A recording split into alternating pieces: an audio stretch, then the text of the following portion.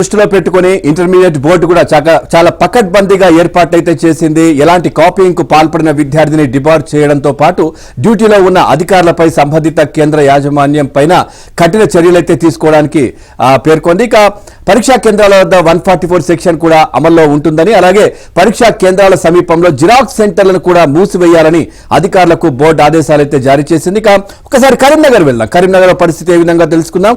మా కరెస్పాండెంట్ శ్రీనివాస్ కూడా లైవ్ లో సిద్ధంగా ఉన్నారు. శ్రీనివాస్, అప్డేట్స్ ఏంటి? ఇంటర్మీడియట్ ఏదైతే గతానుభవాలను దృష్టిలో పెట్టుకుని ఎలాంటి కాపీయింగ్ కావచ్చు, లేదంటే పేపర్ లీకేజీలు కావచ్చు, ఇట్లాంటి జరగకుండా పకడ్బందీగా బోర్డు ఏర్పాట్లు చేసినట్టుగా తెలుస్తోంది. అప్డేట్స్ ఏంటి?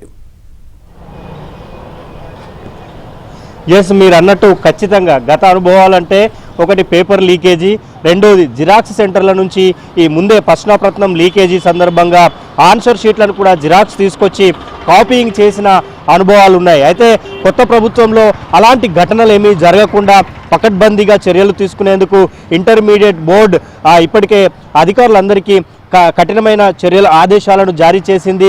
ప్రతి పరీక్ష కేంద్రం దగ్గర 144 సెక్షన్తో పాటు చాలా దూరంగా అటు తల్లిదండ్రులను కానీ జిరాక్స్ సెంటర్లను కానీ చాలా దూరంగా ఉంచేలా ప్రయత్నాలు చేసింది. జిరాక్స్ సెంటర్లన్నింటినీ కూడా క్లోజ్ చేసింది.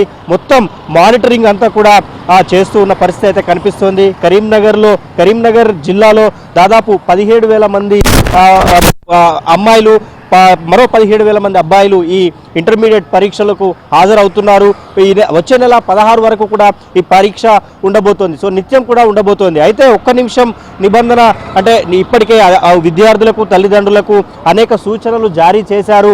ఒక్క నిమిషం కూడా ఆలస్యం కాకుండా ఉండేందుకు ఇంటి నుంచో లేకపోతే హాస్టల్ నుంచో ముందే బయలుదేరి రావాలని, ట్రాఫిక్లో చిక్కుకోకుండా సో ముందే ఉండాలని ఇప్పటికే ఆదేశాలు జారీ చేసిన పరిస్థితి అయితే మనకు కనిపించింది. సో గత అనుభవం దృష్టిలో పెట్టుకొని ఎక్కడికక్కడ కఠినమైన చర్యలు తీసుకుంటూ పేపర్ లీకేజీ కానీ లేకపోతే చూసిరాతలు, మాస్ కాపింగ్ లాంటివి లేకుండా ఫ్లయింగ్ సిట్టింగ్ స్క్వాడ్స్ని ఇప్పటికే ఏర్పాటు చేశారు. Pawan. Right, thank you Srinivas, thanks for the update.